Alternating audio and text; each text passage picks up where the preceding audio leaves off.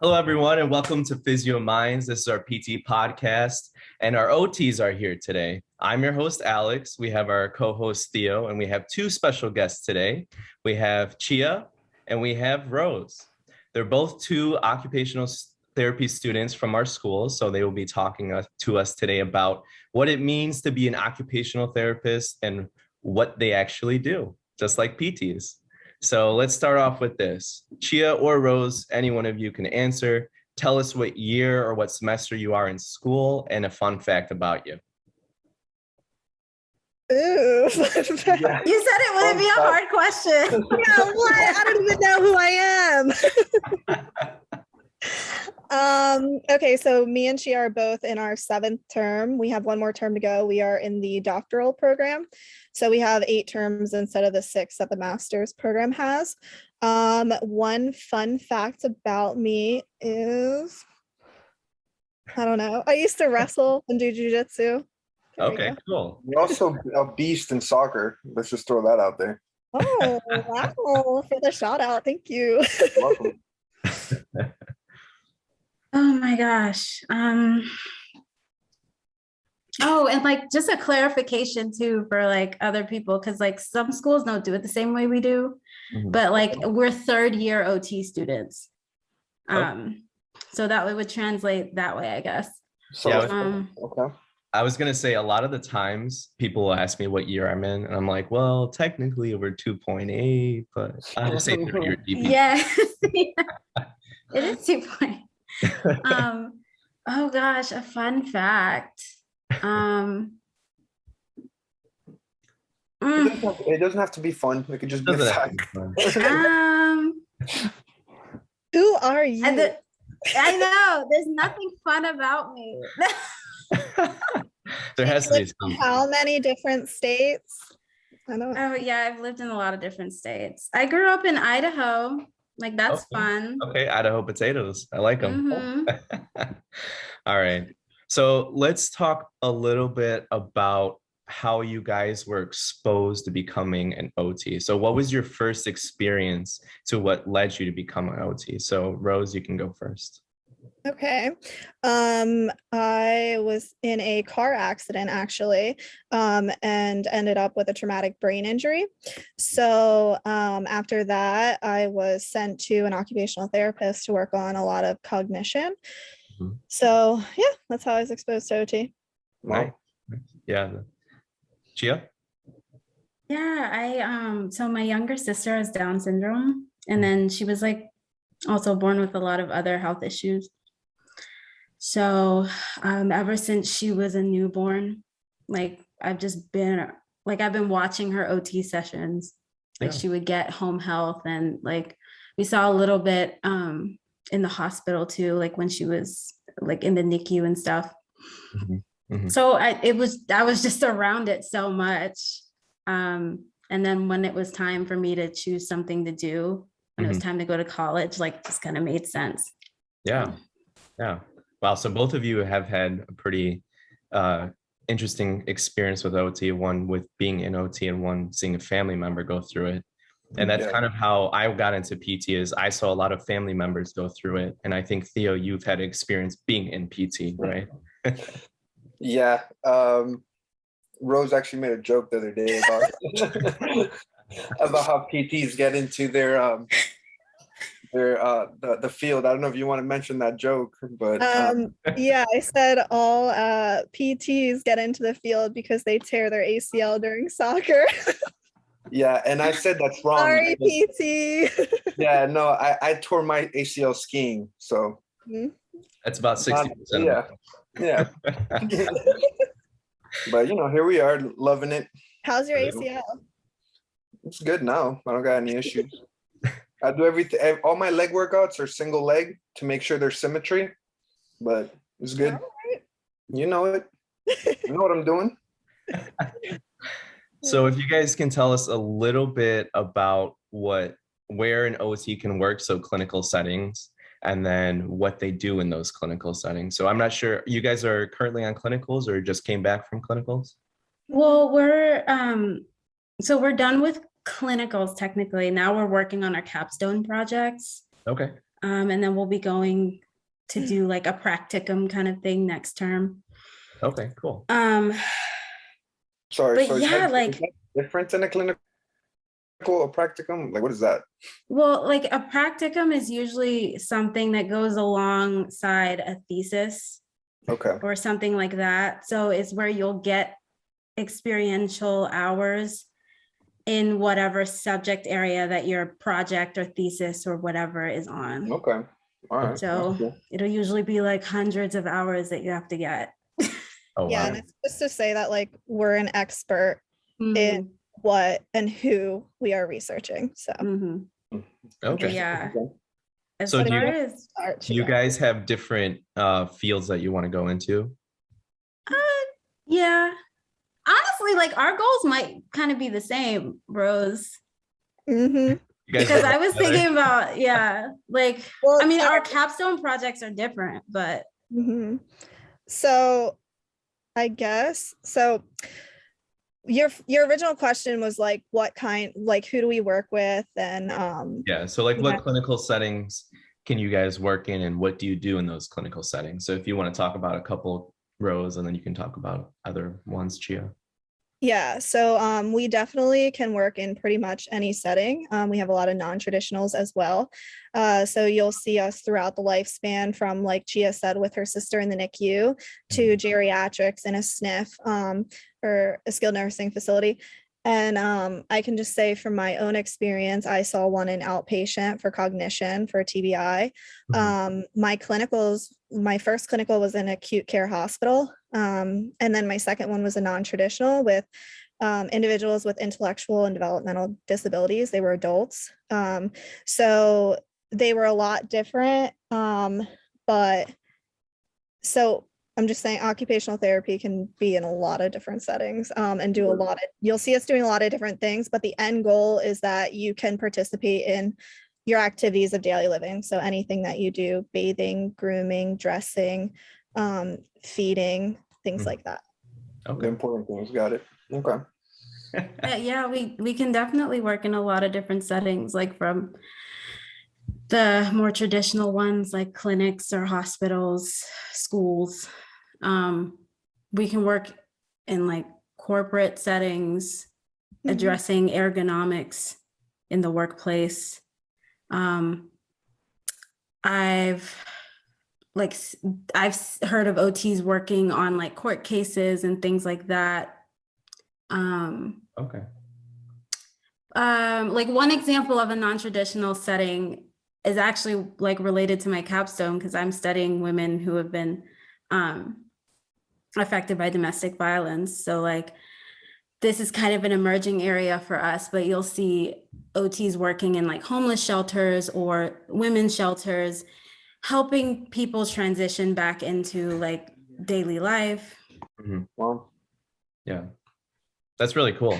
Honestly, Yeah, I didn't know. exactly. I didn't know. So I mean, neither. you guys opened up a whole new perspective. I don't know about you, Theo. So I have a Yeah. question, like from like a PT perspective, like I want to be able to like work closer with OTs, right? So like I want to be able to, give the best care possible. So like, how do I know like I should refer this patient out to OT? Like, what are some things I should be looking for? You know what I mean?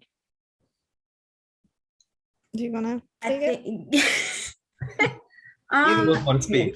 yeah, like I would say I think the biggest thing is just if they're having issues doing daily activities, like Yeah. if you see that they're like their ailment or condition or whatever is causing them to have issues doing the things that they need to do day to day, and like you feel like that's out of your scope as a PT, like then send them over, Okay, so that's really what it boils down if I to. get those little butterflies in my stomach, make me a little nervous or whatever, probably out of my scope of practice. Call us over. All right. But it can look different in different settings. I know that was a big thing for us in the acute care hospital. So PT and OT work directly together most times in acute care. We're seeing them for the initial evaluation together because we kind of ask the same questions and we want to see the same things at the initial eval. But a lot of times I noticed that physical therapists were actually like brought on the case first. And so how they would like refer us is that if they went into the room, and they're noticing like anything with vision, anything with cognition, anything with sensation, they would send them to us. So if it was a CVA and they were having difficulty with sensation, or even if the patient says, yeah, they just had a total hip replacement. I'm having difficulties putting on my pants. So then you could bring us in to, give a hip kit, work on dressing with them, things like that. So. Cool. That's awesome. You actually got me a little bit excited to like actually do like a co-treatment almost with an OT. That sounds kind of fun. It is. It's also, you get to see something from a different perspective, right? So having like a different mind there, just kind of like, hey, like, did you notice that? It's like, shit, I didn't notice that. Thanks for pointing it out. You know what I mean? Yeah. That will happen. Yeah. Where we have like, I don't know. I think we're kind of trained to see things that like other people don't see. Right. So. Those are professionals. So. Yeah. I was gonna say, when I worked in a inpatient care setting, I wasn't a PT or PT student there. I was just a tech. I saw a lot of PTs and OTs collaborating together, and I thought it was really interesting to see, especially like in the ICU. They can both do a co-treat, and your session goes 10 times easier because both of you know how to move a patient, or both of you know how to treat that pathology and continue to work together in order to get that patient back. So like, for example, the PT might sit them up at the edge of the bed, while OT can sit there and help them start moving their arms or start moving their toes and feet and kind of get them back with that sensation like Rose was saying. But yeah, absolutely. And like that's another thing. A lot of these patients in acute care, these are acute injuries that they're hooked up to so many lines. So it's very nice to do a co-treat when you have another person in there, again, who knows what they're doing, and they're max assist to edge of the bed, or you have two people in there that can help with this. And with like line management too. That's always annoying. Absolutely. Yeah, that's a big thing. You don't want to pull an IV out. The nurse will not be happy. Yeah. So another thing that I wanted to bring up was schooling wise. So to become an OT, what are the criteria that you need to meet in order to apply to OT school? I know for PT, we had kind of talked about it in our first podcast, but for OT, I'm not really sure if it's the same criteria where you need anatomy, physiology, physics, and all that stuff. So for us, yes, we do need, I think, 5 core classes. We need anatomy and physiology 1 and 2. We need a basic biology course. We need a psychology course, and we need a math. Forget which math it is. I took trigonometry. I think it's pre-calc. Is it pre-calc? I think you're pre-calc. I think it's pre-calc. You need stats too. Stats. Like for sure need stats. Yeah. And then don't you need like I want to say sociology. I think you need a psychologist, or anthropology. Some kind of social science. Yes, they can intertwine. So those are your core criteria that you need. Most schools are B- and above to get in with those core criteria. And then some schools have their own, like I applied to some colleges or graduate schools that wanted physics. So I actually had physics as well. And I applied to some graduate schools that needed chemistry. So I also took chemistry. So you just have to look into what schools you specifically want to go to, because some will have their own requirements as well. And you want to make sure you get those in before it's your senior year. And you're like, oh no, I have 1 term left and I don't have this, Right. And is this similar to, is there like an OT CAS, or, because for us it's called PT CAS, like the physical therapy, whatever certification application service or whatever it is. So is there, where can people go to apply to school for OTs? It would be, so it's the same for us. We have OT CAS as well, but there are some schools that have like an individual application where you can apply. Like I know USA has their own application portal. Oh, like a supplemental application is what you're saying? Well, no, like they have it where you can apply to them directly. Oh, without even going to PT Cap. Without doing, yeah. Like, so some schools are still doing that. So like, yeah, I guess like people might want to look into that before they apply, because maybe they only want to apply to one school, and like it might be cheaper that way. Right. Because there's like extra fees associated with OTCAS and all that. Always, right? Yeah. Applications are expensive. We talked about that previously, and man. Even like you to send your transcripts, like you gotta pay for that. It's just crazy. Like, no, it's like, isn't it each one? Yeah. Do you have to pay for each one that you send your transcripts to? For every school that you send it to. Mm-hmm. Yeah. And then if you want to do like, there's like a physical copy and electronic copy. There's like different prices. Like, yeah. This is bringing me back. I know this is traumatic. I don't remember. I had to apply to OT school twice, so this is traumatic. So let me ask a quick question. So when we were in school, we were all together probably until like the second or third semester, I think, for classes. Just first. I think it was just first. Yeah, all we had was EIP and PCM, right? Okay. So what did your classes consist of after, like, before you even went to clinicals? Wait, okay, wait. No, okay, wait. I think I remember. Let's go term by term. First term was like anatomy. Anatomy, of course.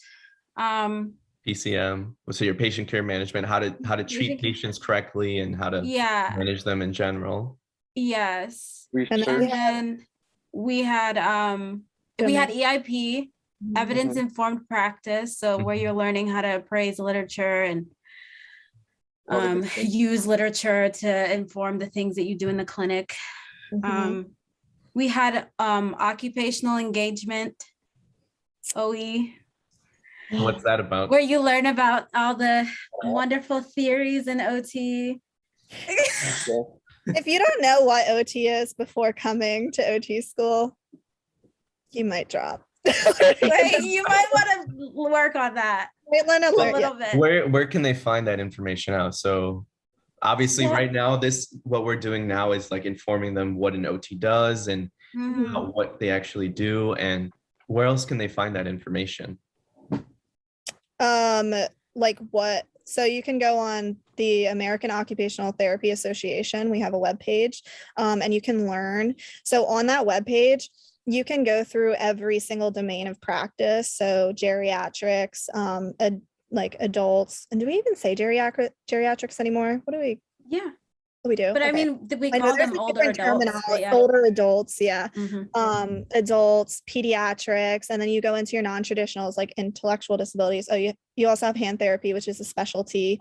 Just mental things health. Like mental health, yes, absolutely. So you can click on these and see exactly what we specifically do for each one and why. And it always comes back to occupations and activities of daily living. At the end of the day, no matter what we're working on, whether it's cognition, whether it's physical, sensory, anything like that, we are working to get you back to doing what is meaningful to you, what you want to do in everyday life. So that is kind of how you navigate that. Another thing I would recommend too is like, and this is going to piggyback, or this is going to like segue into the next class that was on the list, is honestly, like I would check out the occupational therapy practice framework, or we call it the OTPF. So it's basic. So it's like this document that was put out by AOTA, the American Occupational Therapy Association, that details what we do and how we do it. And it has all these fancy little charts in there that like break everything down, like the way that we look at a patient, it breaks all of it down. Okay. And it tells you, like, it breaks down what occupations are, because that's like at the very root of everything we do. So like, that's a really cool document. Like, you don't have to read all of it, but like, just like look at the charts. Honestly, like I was like lucky to, and oh my gosh, if your undergrad has this, if you're able to take like an intro to OT class in undergrad, please do. Because my goodness, like everyone doesn't have it, but my school had it because if your school has an OT school, like they're probably going to have something like this. Okay. And I would recommend it. Sometimes it's hard to get into, but man, if you can, it will help you understand things. Yeah. Like, because that was really helpful for me when it came to like the theory. Right. So like the next class I was going to list was called Domain of OT. And that's where we learn like what OT is, I guess. Okay, cool. And we go over like the OTPF in that class. Yeah. Yeah. You guys had a what is PT, or that's just we have to? No, we just know. No, we had physical therapy practice, but it was more like laws. Like the laws. Yeah. Laws. We didn't. Yeah.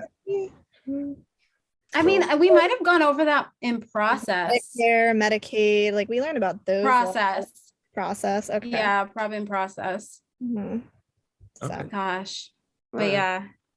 So a couple more questions. So what is your perception of PT? And what do you think it is? I want to hear from Rose. I just be clowning y'all. Honestly, so what I think PT is physical therapy. You guys rehabilitate a specific injury. And I love y'all. We need you guys. We need to work together, you know. Of course. But I'm still gonna clown you. Like, why are you walking that patient around so many times down? Heel to toe. No, but What do you think, Gia? Like when I think PT, I think movement and I think like mobility. So just you guys do interventions to help patients get back moving again, like the way that their body should be moving, or in the best way that they can given their situation. Yeah, I was actually talking to Alex about this like earlier. Like I consider myself a movement specialist. Like not necessarily musculoskeletal. Like I know a lot about that and things like that. But for me, I break down movement and I make it better. Right. That's kind of like at the core of what we do. So I felt that.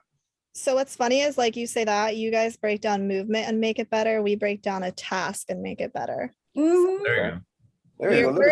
We're task analysis and you guys are movement analysis. There you go. Okay. I like that. Good. I love that. Oh my gosh. Submit it. I know, right? Yeah, write that down. I know, right? Like whole paper about this now. Like, hold on. Yes. That's awesome though, because a lot of the times a lot of people don't know what a PT versus a OT does. And it's kind of sometimes when you get into school, I don't know how you guys felt, but it's always that PT versus OT. But it really is PT and OT and speech and nurses and doctors all working together in order to get a patient better. And I think that's the biggest thing we have to look at it. Yeah. You guys have any questions for us or comments? It's okay if you don't. No, like what inspired you to want to do this episode? So I think what really inspired both of us to do this episode, Theo would probably speak for himself on it, but basically what we wanted was an episode where we can learn more about OT and how we can refer our patients and have a better relationship with you guys. So not only as you guys as classmates, but as you guys as OTs, and figure out, hey, if I see my patient and he's struggling to put on his shoe and he can't tie it, or if he's having trouble at home washing himself in the bathroom or in the bathtub and he can't brush his teeth well, who am I supposed to refer out to? I can refer out to the neurologist and maybe see if there's a nerve conduction test that they'll do, but that's not going to help me. I need someone there to actually get the rehab done. And that's where you guys come in. Yeah, and I agree with that. That's kind of what I wanted to get out of this too. Just kind of see like how I can refer to you guys how we can work together to like, improve patient outcomes really. So Mhm. we I love appreciate it. you guys. Awesome. Well, thank you guys so much for having us, and thank you for coming on. Thank you for answering all our questions. I know it was a lot. Smile, you guys are done. Well, thanks for having us. This was actually really fun. So Mhm. Good. glad we got to advocate for OT here. Yep. Yeah, We absolutely. have to get you guys back on another episode. Uh-oh, we lost him. He might need some OT. He's got We'll find some other questions to ask you guys. Okay, well, Yeah, anytime. yeah, there's plenty to talk about. Yes. Oh my gosh. All right, Yeah. everyone. Thank you for coming to Physio Minds. Our podcast will be uploaded soon. Our next episode will be a secret. We'll let you guys know what it is very soon. So thank you, Chia and Rose, for coming. And thank you guys very much. And tune in for the next episode.